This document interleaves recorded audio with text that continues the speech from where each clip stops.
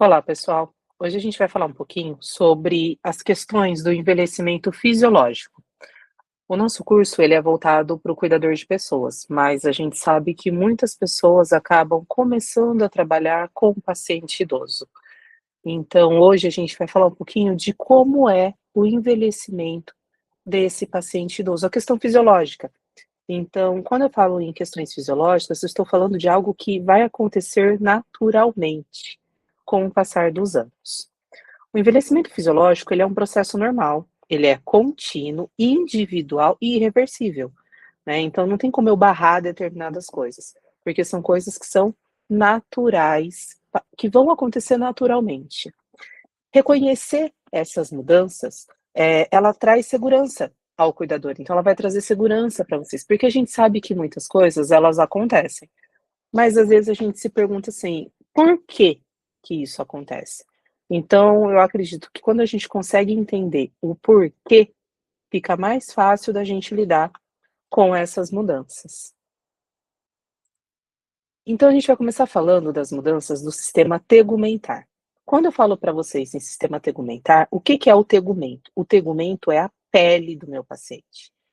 Então quando a gente fala em alterações que acontecem, né, na pele, a gente vai falar o quê? Do ressecamento da pele, do aparecimento das rugas, da alteração da coloração do cabelo, dos pelos do nosso paciente.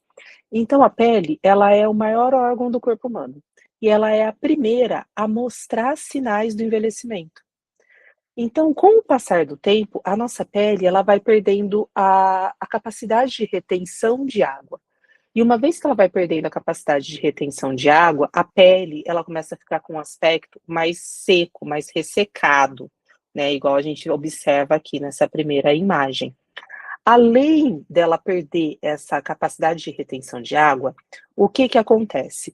Ela começa a ter uma redução na produção de sudorese. O que que é a sudorese? É o suor. Então, como que o meu organismo, como que o meu corpo, ele consegue regular a temperatura? Deixa eu só mexer aqui na câmera para ver se melhora para vocês. Aí. Então, o que que acontece? Quando a minha pele, ela perde essa capacidade de retenção da sudorese, vamos pensar que eu estou num ambiente quente, muito quente. Então eu começo a suar muito para equilibrar a temperatura. O ambiente quente, tenho que produzir menos calor, né, porque está puxando ali, então eu tenho que diminuir essa produção. E como que eu consigo regular essa produção? Através do suor. Só que o paciente idoso, ele começa a ter uma redução das glândulas sudoríparas, que é quem é responsável pelo suor. Então eu começo a produzir menos suor, a suar menos, desculpa. Então quando eu estou num ambiente muito quente, eu perco essa capacidade, não perco totalmente, né, mas eu tenho uma diminuição da capacidade de produzir suor. Por isso que o paciente idoso, quando está um dia muito quente, ele passa mal, porque como diminuiu a produção das glândulas sudoríparas, diminuiu o suor e ele perde essa facilidade em compensar a temperatura. Uma outra coisa que também acontece relacionada ao tegumento é uma diminuição das glândulas sebáceas, que é quem produz o sebo.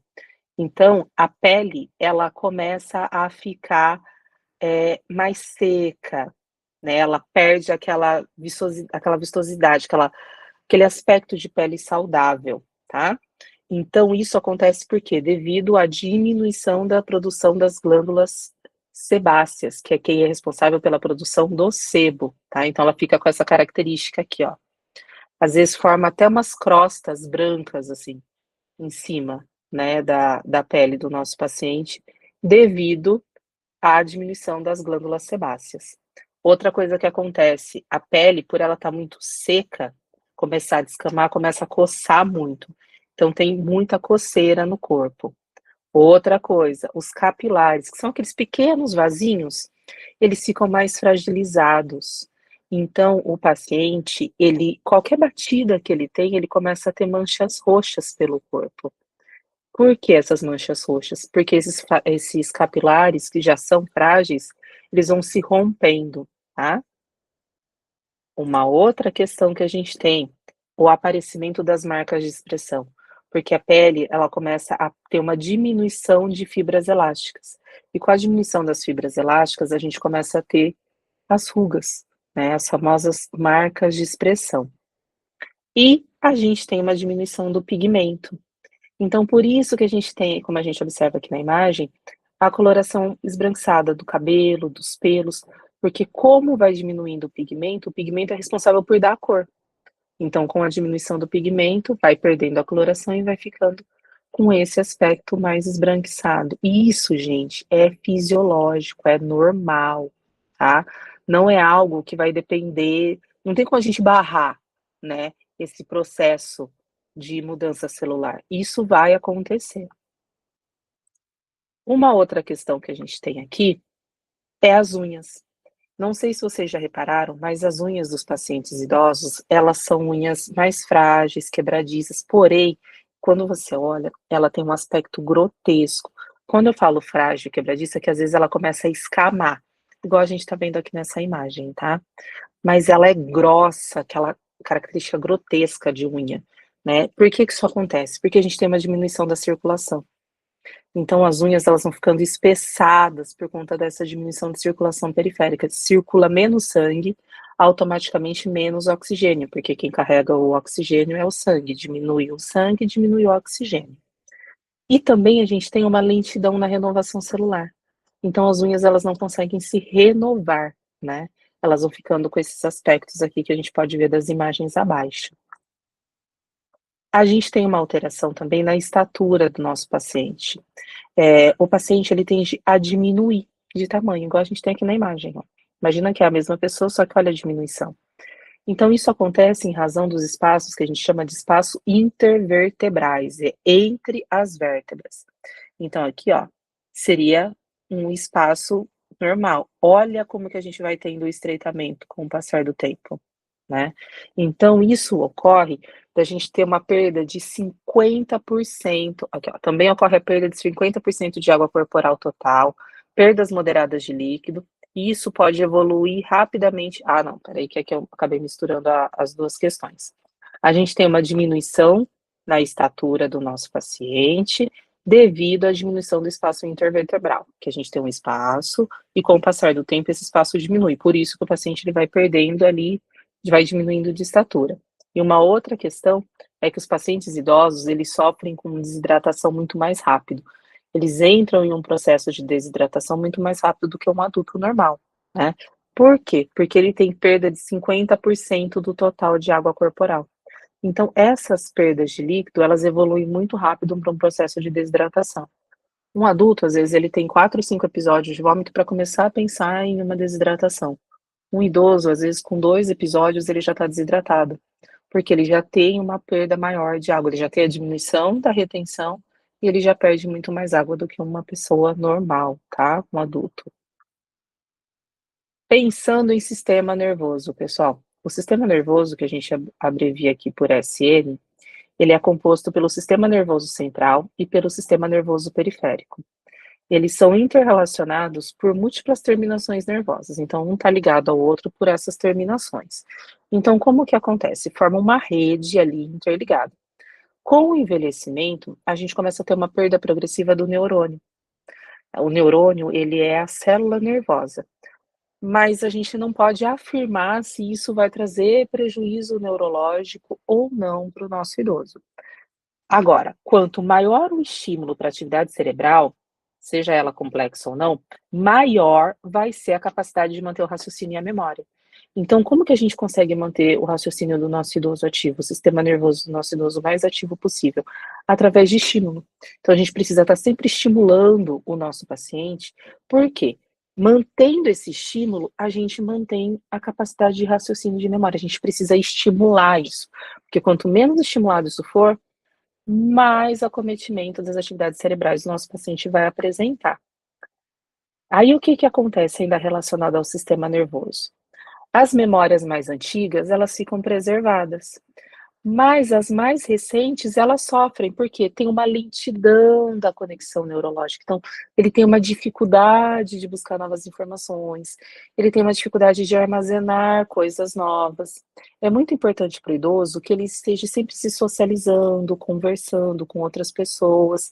Por quê? A gente sabe quando a pessoa ela fica muito tempo parada, isolada, ela vai apresentando esquecimento, ela vai começando a apresentar dificuldade de concentração, ela começa a apresentar dificuldade de interagir com outras pessoas, ela vai se tornando aquela pessoa isolada, quieta, e a gente fala: "Nossa, será que está tendo alguma patologia ali associada?" E muitas vezes não é nenhuma patologia associada, é pela falta de exercício, é pela falta de exercitar a atividade do sistema nervoso do nosso paciente. Ainda pensando no sistema nervoso, a condução mais lenta dos estímulos leva a reflexos mais tardios.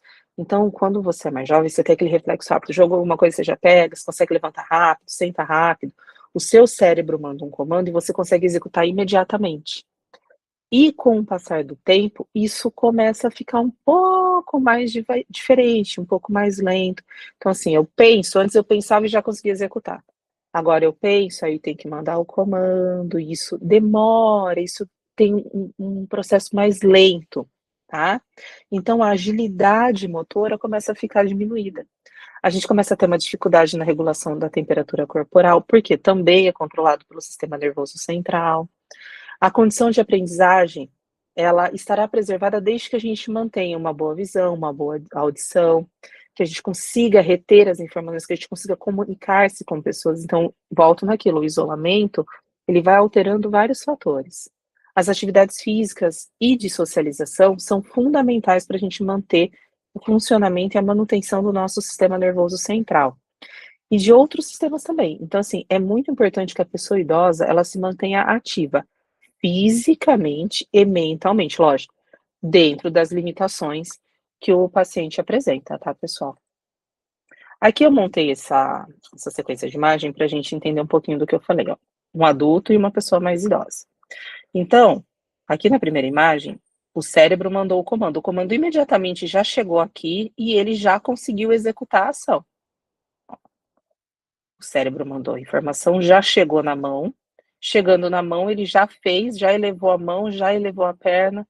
Agora olha no paciente idoso, o comando veio, aí ele chegou. Aí ele vai se espalhando progressivamente para depois ele conseguir executar. Então ele consegue fazer? Consegue, mas de uma forma muito mais lenta, porque o comando demora mais tempo para chegar. Olha a diferença aqui na imagem 2. O cérebro mandou o comando, já atingiu toda a mão e ele já fechou a mão e já fez o exercício. Aqui ainda não, ele foi conseguir fazer depois de um determinado tempo, tá? Sono e repouso. O sono é uma necessidade biológica e ela é responsável por manter o equilíbrio entre o nosso corpo, o nosso organismo, para que ele exerça, de forma correta as nossas atividades. Então a pessoa idosa, ela apresenta uma redução da eficiência do sono, não é aquele sono revigorante que eles falam. Então isso também vai variar muito de acordo com o sexo e com a idade. O idoso, ele acorda muito mais fácil durante a noite. E mesmo estímulos muito leves, assim, às vezes uma torneira pingando já é suficiente para atrapalhar o sono do nosso paciente, né. Então a gente precisa ficar muito atento ao ambiente que o nosso paciente tá, porque qualquer ruído pode interferir na qualidade do sono dele, pode fazer com que ele acorde mais vezes, que ele tenha mais dificuldade para dormir. E como agravante, qualquer alteração, gente, na qualidade do sono ou na quantidade de sono pode desencadear sérios problemas na saúde física e mental. Então, além disso, a gente também tem as patologias que podem gerar comprometimento do sono. A gente tem a demência, a gente tem infecções severas, entre tantas outras patologias que podem agravar ainda mais o quadro de dificuldade do nosso paciente de dormir, de descansar. Então, aqui eu coloquei para vocês pontuei algumas coisas. O idoso, ele demora para dormir, ou ele acorda várias vezes durante a noite. Isso pode acontecer por conta de pesadelo, por medo de dormir e não acordar. por ansiedade, por estresse, por ansiedade com os compromissos, né, como comparecer a exame médico que vai acontecer no dia seguinte. Pode acontecer por barulhos, por cheiros, às vezes tem um odor característico e esse odor está incomodando o nosso paciente, então ele não consegue dormir direito. Então isso vai deixar o idoso com sono, e menos o pouco de sono que ele tiver não vai ser um sono revigorante, não vai ser um sono relaxante, então isso vai pesando. Uma noite, tudo bem, aí 2, 3, 4 noites, assim, isso começa a interferir muito na questão mental e física do paciente idoso. Maior tendência a dormir durante o dia, intencionalmente ou não, fazendo cestas ou tirando cochilos, isso também atrapalha muito o sono do nosso paciente. E como que isso acontece, pessoal? Eh, Como ele não tem compromisso, ele não tem aquela sensação de que ele tem uma rotina de trabalho, então ele acaba ficando mais tranquilo e muitas vezes ele acaba descansando durante o dia, e isso atrapalha no sono dele durante a noite. Ele tira aquele famoso cochilinho depois do almoço, então isso pode prejudicar o sono noturno. Isso também pode acontecer, pode fazer com que o idoso acorde muito cedo. Então, às vezes, o idoso ele dorme muito cedo e acorda muito cedo, em torno de 3 ou 4 horas da manhã.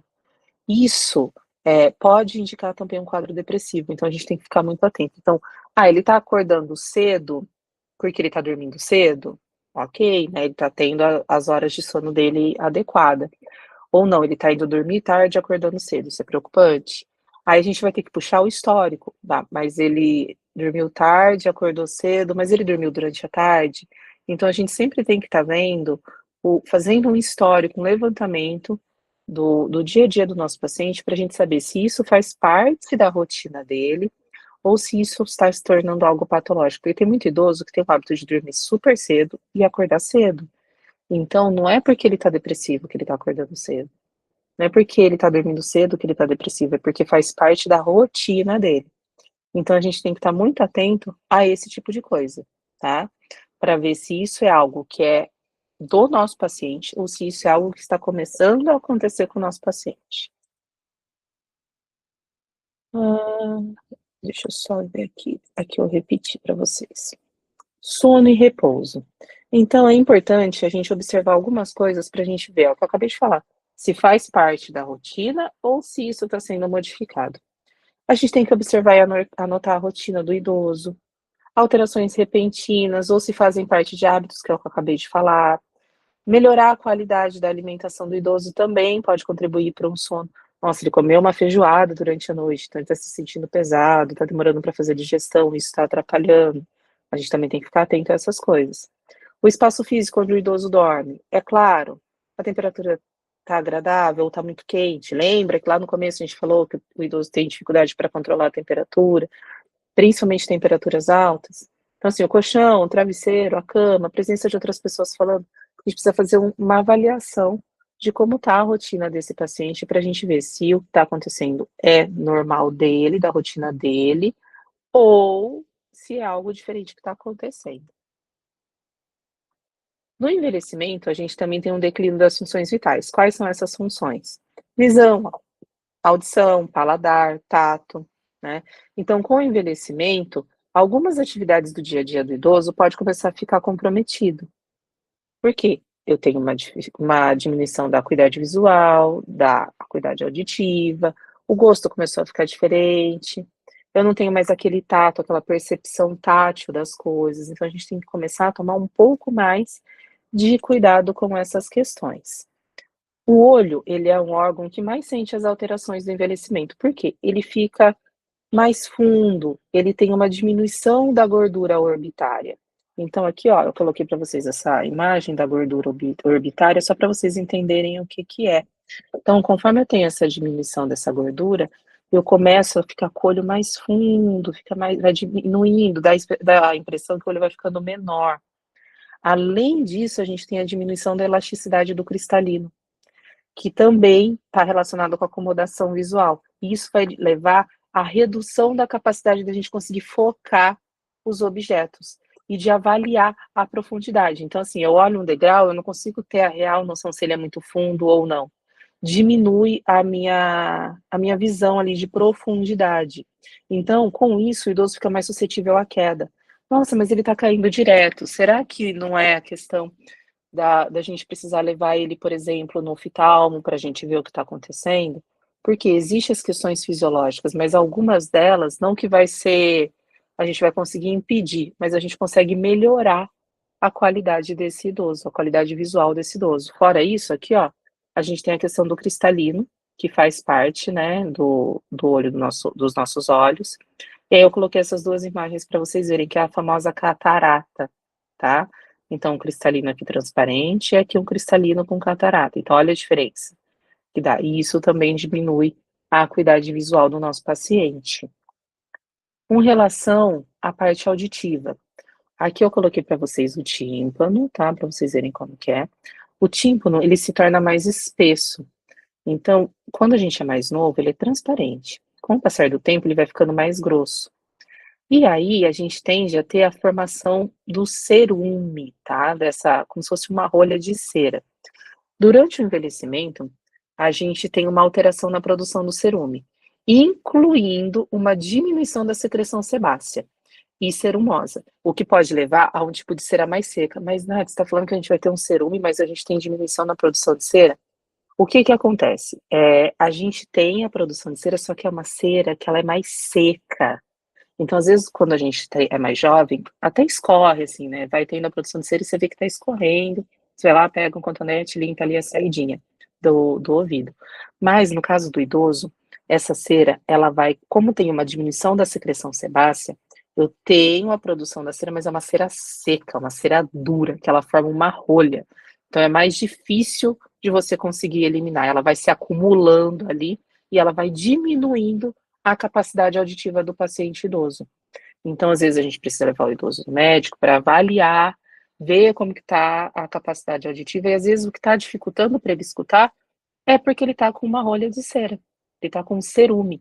Aí faz a lavagem do ouvido, tira esse cerume e a qualidade auditiva do nosso paciente tende a melhorar. Aqui eu coloquei uma observação para vocês. A principal função do tímpano é transmitir e amplificar as vibrações sonoras do ouvido externo para o ouvido médio, além de proteger o ouvido de sujeiras e bactérias, né, que é a função dele. Então, ele vai ficando mais grosso e a gente vai tendo uma produção desse cerume. Você vê que aqui na imagem a cera está bem seca, tá? Porque como eu tive uma diminuição da secreção sebácea, essa cera que produz, ela não é tão, como que eu vou colocar para vocês? Ela não é uma cera mais líquida, né, ela é mais densa, mais grossa, mais seca, por isso que vai dificultando a audição. Uma outra coisa que a gente tem, a atrofia das papilas gustativas. Então o idoso começa a falar assim: "Ah, mas essa comida tá sem sabor, mas não tem gosto, eu não tô com vontade de comer", porque ó, aqui eu tenho as papilas, cada parte da minha língua é responsável por sentir um gosto. Na ponta eu sinto doce, nas laterais o azedo, bem aqui, ó, nessa parte eu sinto o salgado, no fundo o amargo e aqui o ácido. Então, com o passar do tempo, eu tenho uma diminuição da produção de saliva e a piora da qualidade, tornando mais espesso ali, trazendo uma sensação de secura na boca, a boca fica com um aspecto mais seco. Isso pode ser muito agravado por quem fuma, tá, gente? Por determinados medicamentos. Aí, a sensibilidade do paladar também vai diminuir. Por que que ela diminui? Porque eu tenho uma diminuição das papilas. Olha aqui, uma língua com as papilas, e olha essa aqui. A gente tem uma atrofia das papilas gustativas, elas vão diminuindo. E conforme elas vão diminuindo, a gente vai perdendo a capacidade de sentir o gosto, tá? Então, isso é o que muitas vezes altera o paladar do paciente. Então, não é frescura, ele realmente teve uma mudança no paladar. Então ele era acostumado a sentir determinados gostos que hoje ele não sente mais. Então muitas vezes ele vai perdendo o interesse pela comida. Então se torna mais difícil que o paciente idoso tenha aquela vontade de comer, tá? As mãos. As mãos e os pés, eles podem ficar mais frios por conta do quê? Da diminuição da circulação periférica. Principalmente caso o idoso tenha alguma outra doença relacionada à circulação, aí piora mais ainda. O tato também acaba sendo prejudicado em razão das deformidades, das inflamações articulares, ó, vai ficando mais espesso, vai diminuindo aquela, quando você segura alguma coisa, você não tem tanta sensibilidade. Então isso pode ser causado, lógico, tem a questão fisiológica, que é normal, mas também por conta dessas inflamações articulares que a gente tem. Então a gente tem que sempre avaliar o risco e respeitar as limitações manuais do idoso. Então a gente tem que estimular? Sim, mas sempre fazendo com que esse estímulo não se torne um risco para esse paciente. Com a diminuição, aqui a gente vai falar um pouquinho das alterações sensoriais ainda. Com a diminuição da sensação para o frio, a resposta do sistema central é mais lenta. Isso aqui é uma coisa que eu achei bem legal. O frio, ele vai ser sentido, mas ele não vai ser reconhecido. Então, assim, eu posso sentir que eu tô com frio, mas eu não, meu cérebro não vai reconhecer isso. Então, nenhuma reação protetora vai ser ativada. Porque o que leva à ativação de uma reação protetora com relação ao frio? Eu reconhecer isso. Então, assim, eu sinto o frio, ele vai bater no meu corpo, ele vai gelar o meu corpo, mas eu não vou ter nenhum tipo de resposta, porque vai ser como se eu não tivesse reconhecido que eu tô com frio. Então, com isso, o idoso, ele diminui a atividade física, ele tem uma redução do metabolismo e ele tem uma redução da produção de calor.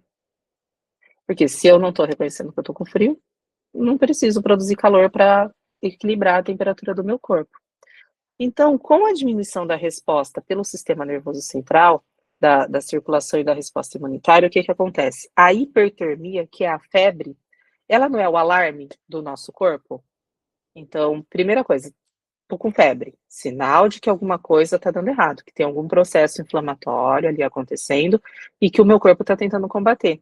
No idoso, a febre ela acontece tardiamente. Então, às vezes, o idoso está com uma infecção urinária, só que ele não tem febre. Às vezes, ele está com uma infecção de garganta, uma infecção pulmonar, só que ele não tem a febre, porque ele não consegue reconhecer. O sistema dele de regulação de temperatura está alterado. Então, a hipertermia ela não vai mais ser uma característica para a gente identificar de princípio, né, como principal sintoma de algum processo infeccioso ou inflamatório. Então, ó, com a diminuição da resposta pelo sistema nervoso central, a resposta imunitária, que é a febre, que até então é o alarme do nosso sistema imunitário para falar que alguma coisa está acontecendo, ela não vai aparecer de início, ela vai aparecer tardiamente. Então, por exemplo, quais são os primeiros sintomas que a gente vai perceber num paciente com infecção urinária? Engana quem acha que vai ser a febre. Vai ser a confusão mental e a sonolência. Então, quando você está cuidando de um idoso, é muito bom, é muito importante você ficar atento à confusão mental e à sonolência. Nossa, o paciente acordou mais confuso. Ontem ele estava tão bem, hoje não está falando nada com nada, está estranho, está muito sonolento. Investiga, pode ser infecção. Porque até então, num adulto ou numa criança, ficou com febre, a gente, nossa, alguma infecção está acontecendo. No idoso, gente, a febre vai ser um sinal tardio, tá? Então, idoso, começou a ficar com confusão mental, começou a ficar sonolento, investiga porque ele pode estar com algum processo de infecção, tá bom? Só depois que a febre vai vir, ela pode surgir? Pode, mas não vai ser um dos primeiros sintomas. Aqui eu coloquei um desenho para vocês, ó, o hipotálamo, que é responsável, né, por regular a temperatura. Então tem uma vasoconstrição dos capilares próximos à superfície da pele, que vai trazer a conservação do calor. No ambiente quente, esses capilares eles dilatam próximo à superfície para poder liberar o calor. Quando a gente tem um comprometimento, a gente tem uma alteração em tudo isso. Então, a gente tem uma alteração na temperatura corporal. Aqui, ó, quando os pelinhos a gente fala, né, que o pelo fica até arrepiadinho.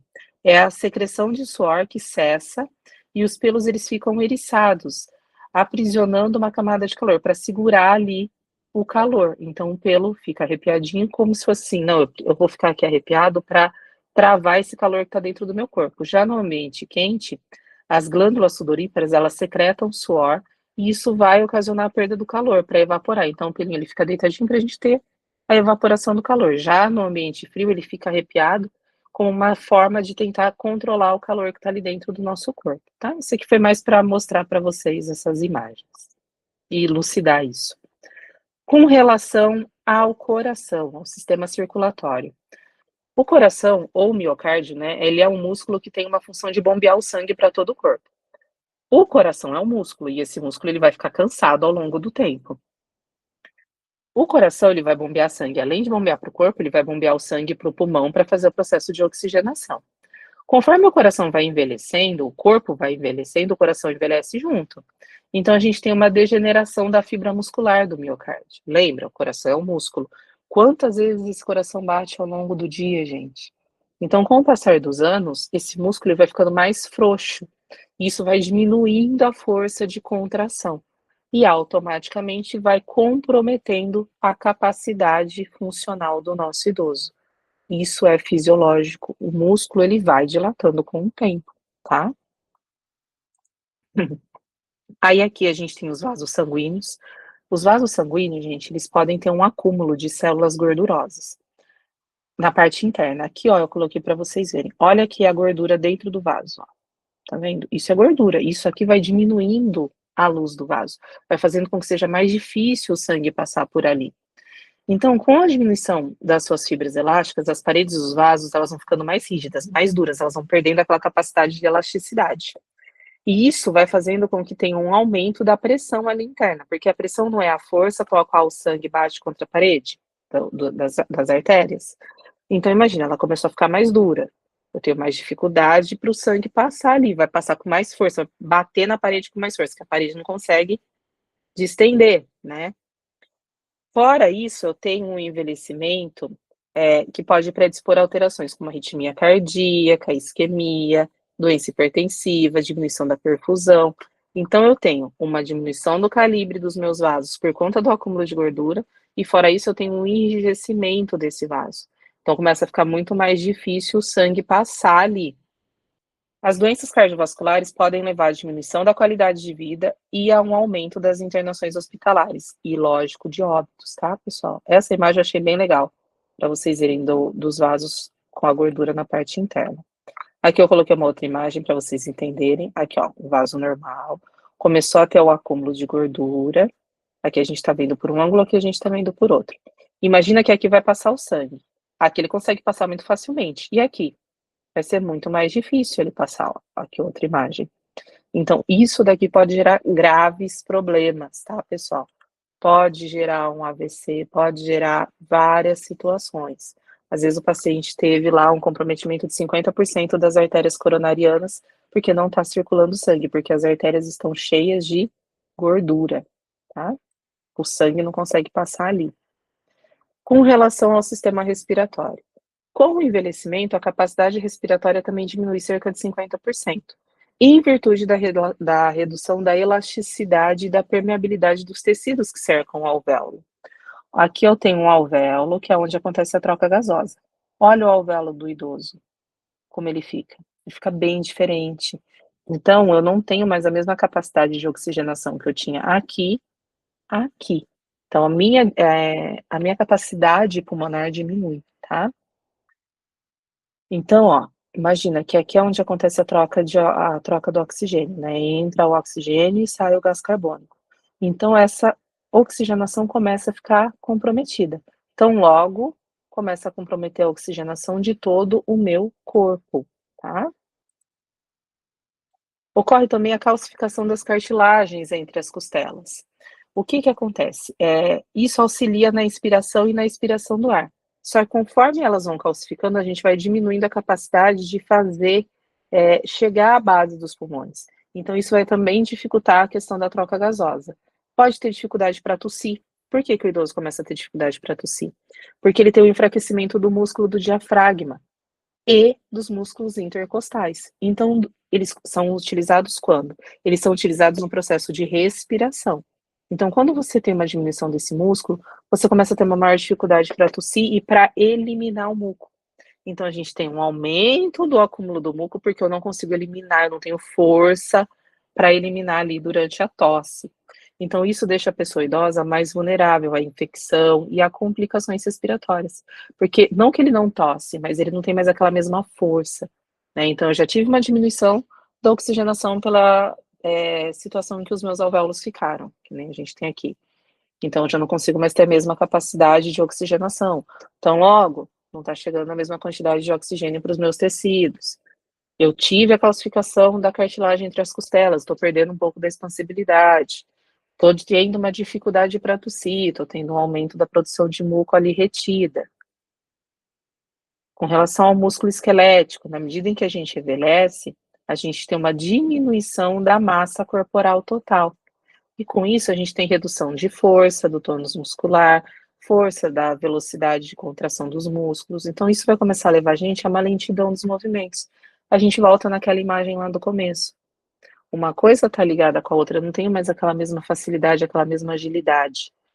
E com a diminuição da massa óssea, isso pode levar ao quê? A fratura, a deformidade das vértebras, fragilidade da porosidade óssea, o osso ele começa a ficar como se fosse com vários furinhos, né, com vários poros, então ele começa a ficar mais frágil. Aqui eu coloquei para vocês verem a imagem da fibra, ó.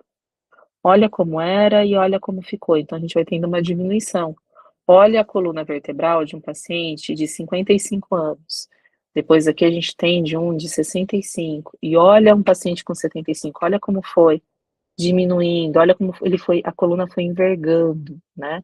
Então isso, gente, é uma coisa que infelizmente acontece. A gente pode fazer atividade física, a gente pode estimular o nosso paciente idoso para a gente tentar fazer com que esse processo aconteça da melhor forma possível. Então, Nath, se eu fizer atividade física, isso não vai acontecer? Isso vai acontecer porque é fisiológico, mas o seu corpo vai estar preparado para quando isso acontecer, né? Você vai ter uma estrutura física melhor para lidar com essas mudanças. Na mulher, a perda é mais intensa, tá? Dessas questões ósseas, em virtude da redução do estrogênio. O estrogênio, ele é responsável por acentuar a perda, a diminuição, né, do estrogênio, ele acentua a perda da massa óssea. Então, por isso que a mulher, ela tem uma perda óssea maior. Porque conforme ela entra na menopausa, ela perde essa produção de estrogênio, diminui a produção de estrogênio, então logo ela começa a perder mais massa óssea. Aqui, ó, olha o osso normal, a trama do osso normal, e olha um osso com perda de massa. Então, olha a diferença, tá? Então, conforme o tempo vai passando, como eu disse, o estrogênio ele é responsável por reter ali essa massa óssea, né? Por diminuir a perda óssea. Quando a gente tem a diminuição do estrogênio, a gente tem um aumento dessa perda. Olha como que fica. A massa muscular tem o seu ápice ao redor dos 30 anos e depois começa a diminuir gradualmente. Então, olha a diferença de um osso para o outro. Qual osso que é mais frágil? Lógico que é esse osso com uma perda de massa maior. Por isso que o idoso, quando cai, tem grandes chances de ter lesão.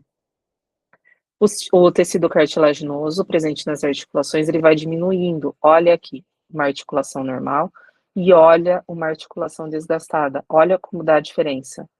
Vendo? Aqui, ó. O espaço entre as vértebras, ó. Olha como ele diminui. Por isso que também a gente vai tendo uma diminuição no tamanho, na estatura da pessoa. Quando a gente vai perdendo a cartilagem, aqui, ó, olha a articulação normal, olha a articulação aqui, ó, toda porosa. Olha a cartilagem, o tamanho, olha o tamanho da cartilagem aqui. Então, isso daqui vai atingindo o joelho, cotovelo. Então, o paciente, ele começa a ter maior dificuldade para as movimentações, tá? Ele começa a ter as cartilagens mais desgastadas, mais rígidas, mais estreitas. O espaço entre o osso, entre a coluna, as vértebras, o joelho, todo lugar que tiver articulação, começa a ficar mais rígido. Ao envelhecer, também ocorre a diminuição da espessura desses discos, acentuando as curvas da coluna, especialmente a cervical e a lombar, que é o que eu falei aqui para vocês, ó. A diminuição, então vai diminuindo o espaço intervertebral e o paciente vai ficando todo curvadinho. Sistema gastrointestinal. Com o envelhecimento, a gente também tem a diminuição da secreção das glândulas e da motilidade do trato gastrointestinal. O que é a motilidade? Movimentação. Então, a quantidade de saliva e a produção de enzimas digestivas e pancreáticas, elas começam a diminuir. Então, o paciente começa a ficar com uma digestão mais lenta. O processo de digestão começa a ficar mais lentificado. Então, pode haver a disfagia. O que é a disfagia? É a dificuldade dele de engolir. Então, tem paciente que toda vez que você tenta dar comida, ele começa a engasgar, engasgar, engasgar, porque ele tem essa dificuldade de deglutição, tá? E isso pode gerar problemas relacionados à aspiração para o pulmão, de substâncias que deveriam ir para o estômago. Então, quando eu engulo, o meu sistema gastrointestinal, ele fecha o sistema respiratório e manda para o sistema gastrointestinal. Com o passar dos anos, o sistema ele vai começando a apresentar algumas dificuldades. E aí, como fica mais lento esse processo de digestão, de deglutição, pode acabar mandando o alimento, em vez de você mandar para o sistema gástrico, você mandar para o sistema respiratório. E aí o paciente tem a famosa broncoaspiração. E aí ele já tem a dificuldade do reflexo de tosse, lembra devido à idade? Então uma coisa vai puxando a outra, aí começa a entrar com uma alimentação mais pastosa, semissólida, para tentar diminuir o risco do meu paciente de engasgar. O fígado, aqui eu tenho um fígado normal de adulto e um fígado do idoso. O fígado ele diminui, gente. Ele diminui de peso, tá? De volume, assim como a massa celular hepática. Então, o que acontece? Isso também pode começar a levar a intoxicações por drogas metabólicas. Nossa, Nath, mas que tipo de droga? Às vezes um medicamento, às vezes alguma substância que você fazia uso, como você teve uma diminuição no tamanho do seu fígado, essa droga pode se tornar hepatotóxica, né? Ela pode ser tóxica para o seu organismo. Então, a redução da motilidade intestinal com a diminuição da superfície de absorção intestinal e tônus muscular, pode tudo isso levar a um conjunto que você pode apresentar algumas intolerâncias a medicações e a constipação, porque todo o seu sistema gastrointestinal está lentificado. Então, o paciente idoso, ele começa a ficar com o intestino mais preguiçoso, as fezes mais ressecadas, porque antes eu engolia, o meu sistema gastrointestinal já fazia todo o processo, eu eliminava. Agora todo esse trânsito é mais lento. E lembra que quanto mais tempo o bolo fecal ele fica dentro do intestino grosso, mais água ele puxa das fezes, mais secas as fezes ficam. Então imagina que como a motilidade está diminuída, o que que vai acontecer? Esse bolo fecal vai levar muito mais tempo para chegar na saída, então ele vai permanecer mais tempo ali dentro do sistema do intestino grosso, que vai captar a água, vai deixar as fezes mais ressecadas. Todo o processo ele vai se tornar muito mais lento. O intestino grosso é responsável pela absorção de água e de sais, como eu falei para vocês, então, como a gente tem uma redução da ingestão de água, uma diminuição de absorção pelo intestino grosso, as fezes, elas ficam mais ressecadas. Quando a pessoa idosa, ela não se hidrata de forma adequada, isso pode levar a um acúmulo de fezes endurecidas, e aí a gente precisa fazer o clistério, o clitenema, ou até mesmo remover manualmente as fezes, que elas vão ficando impactadas ali na ampola retal, tá? Sistema urinário. Com o envelhecimento, a gente tem redução de cerca de 20% da massa renal. Então, a gente tem uma diminuição do tamanho e do peso dos rins, e isso vai levar ao quê? A uma diminuição da excreta de resíduo metabólico. Então, essa excreta também vai diminuir, principalmente quando for medicação. Então, a gente começa a ter um aumento de risco de insuficiência renal e de outras patologias relacionadas ao sistema renal.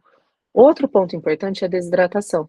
Com o reflexo diminuído para a sede, o idoso não sente tanta sede, os rins eles começam a funcionar mais lentamente, também podendo levar a um processo de desidratação, de um desequilíbrio hidroeletrolítico.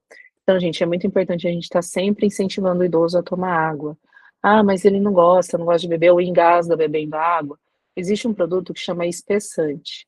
Na época que eu cuidava de idosos, que eu trabalhava com os idosos, a gente colocava o espessante na água, então ficava como se fosse uma gelatina. Então era mais fácil para ele engolir e ele não tinha o risco de broncoaspiração.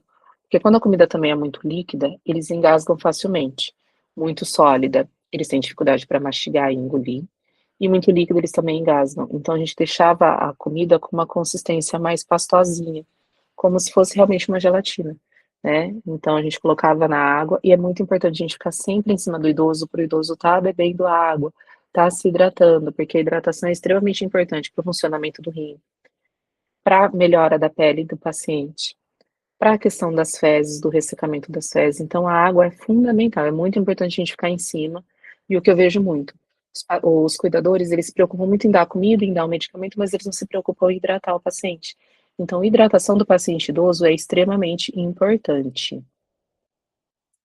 Ainda falando um pouquinho sobre o sistema urinário, a bexiga, por ela ser um músculo, ela também sofre com flacidez. Então, ela tem a diminuição da contração e da retenção de urina. Então, no esvaziamento, a bexiga ela acaba mantendo ainda uma quantidade de urina ali dentro, ela não consegue esvaziar tudo. E aí é onde a gente começa a ter as infecções de urina, tá? Porque é para sair todo o xixi, mas não consegue eliminar tudo isso. Por quê? A gente não tem mais a mesma força de contração, tá? Então, no esvaziamento, a bexiga ela mantém ainda uma quantidade de urina e isso pode levar a repetidas infecções, porque não sai todo o xixi.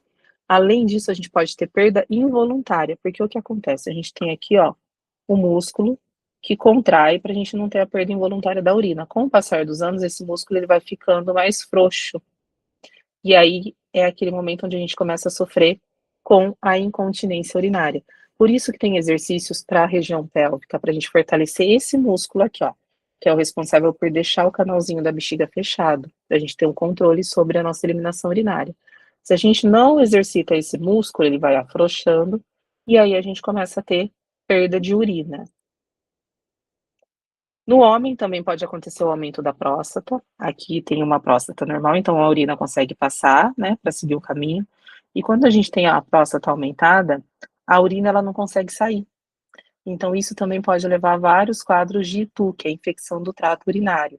Dependendo do caso, precisa passar sonda para o paciente conseguir eliminar a urina, porque senão ele não consegue eliminar, tá? Sistema endócrino também sofre alteração. Então, a gente tem uma diminuição relativa da secreção de insulina pela célula. E aí o que acontece? A nutrição insuficiente, o sedentarismo, o acúmulo de gordura na região do abdômen, a diminuição da massa magra, tudo isso vai contribuir para um distúrbio metabólico. Então, a gente vai começar a ter um comprometimento do sistema endócrino, e isso piora no caso dos pacientes que sofrem já com diabetes. Então, a gente começa a ter uma alteração nas funções metabólicas, tá? E endócrinas. Então, aqui, ó, a gente falou, né, dessa questão da diminuição já da secreção de insulina. Então, imagina, eu já tenho uma tendência a diminuir a secreção de insulina. Se eu já sou diabético, o quadro piora ainda mais. Por isso a importância de uma alimentação adequada, de um acompanhamento. Não dá para ir levando as coisas de qualquer jeito. Ah, e depois que eu envelhecer, eu cuido. Né? A gente tem que já ir cuidando ao longo do tempo. A gente já tem que ir ficando atento a essas situações ao longo do tempo.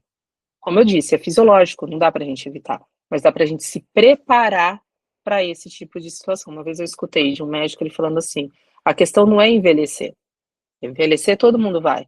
A questão é como você quer estar quando você envelhecer, né? Isso é uma escolha nossa. Envelhecer não é uma escolha, mas como nós estaremos quando nós estivermos envelhecendo, aí sim é uma escolha nossa. Então, a gente precisa cuidar da nossa saúde. E quando a gente trabalha como cuidador, nós somos responsáveis pelo cuidado desse paciente. Então, a gente sempre vai ter que observar o paciente como um todo, porque não é só ele envelheceu, o sistema dele envelheceu, respiratório, circulatório, endócrino, metabólico, e tudo isso é o nosso paciente. Então, às vezes a gente sabe que ele vai ter determinados problemas, mas a gente não consegue entender que isso foi fisiológico, foi uma coisa que foi acontecendo ao longo do tempo. Falando aqui um pouquinho do sistema endócrino ainda, a gente já está finalizando, a gente tem as disfunções na tireoide, que também são comuns no idoso.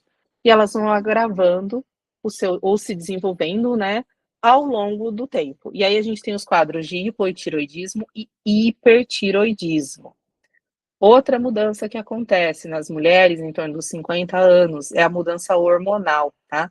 Nos homens, as mudanças da atividade hormonal, elas são mais sutis. Já no caso das mulheres, a gente tem um declínio muito grande da testosterona com o passar dos anos. Então, aqui, ó, níveis de testosterona versus idade. Desculpa, a testosterona no caso do homem. Olha que aos 30 anos, aos 20 anos, o nível de testosterona. Com o passar do tempo, esse nível vai diminuindo. Então, tanto os homens quanto as mulheres, eles sofrem com essas questões hormonais, tanto as questões de tireoide, quanto as questões de hormônio. Por isso que, com o passar dos anos, os homens acabam tendo uma maior dificuldade para a relação sexual, assim como as mulheres também, né? A gente vai tendo uma diminuição da perda de estrogênio, a vagina não vai mais tendo lubrificação. Isso também é uma coisa que muitas vezes, quando a paciente idosa ela ainda tem uma vida sexual ativa e ela tem uma diminuição do estrogênio e não faz a reposição, a região da vagina fica muito ressecada. E no ato sexual acaba lesionando, acaba tendo maior risco de infecção do trato urinário. Então, isso é importante, gente, vocês também estarem atentos, porque às vezes vocês são cuidadores de idosos, mas são idosos que ainda têm a vida sexual ativa. Então é importante saber se ele está indo no médico, se está fazendo acompanhamento com o ginecologista, porque a relação sexual no paciente idoso, o atrito, né, com a pele ali já fragilizada, também pode aumentar o índice de infecção, tá? e a imunidade do nosso paciente. A imunidade também diminui, né, ou ela diminui ou ela fica mais lenta com relação à resposta imunitária. Então o organismo ele fica mais lento, mais devagar para trabalhar na defesa dos invasores externos. Então isso pode levar a pessoa a ficar exposta à infecção, e a gravidade dessa infecção ela vai aumentando muito rápido. Então é muito comum o idoso ele não apresentar sinais ou sintomas de quadros de infecção ou patologias, o que vai retardar o tratamento. E quando for tratar, o quadro já vai estar agravado. Lembra que eu falei para vocês lá no começo da questão da febre, que é uma resposta imunológica? Se a imunidade está alterada, as células de defesa está diminuída, não tenho mais a febre como principal sinal, por isso que eu tenho que ficar atento a todos os sinais que meu paciente apresenta.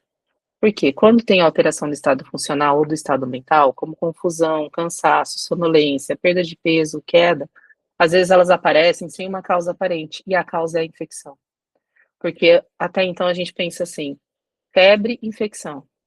Mas no idoso, todo o sistema sofre alteração.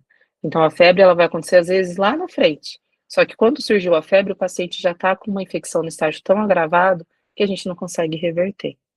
Então, nessa aula, a ideia foi mostrar para vocês um pouquinho de como funciona o sistema imunológico, né? O sistema imunológico, não, o sistema fisiológico, desculpa, do paciente idoso, para vocês entenderem que o sistema fisiológico ele vai sofrer alteração.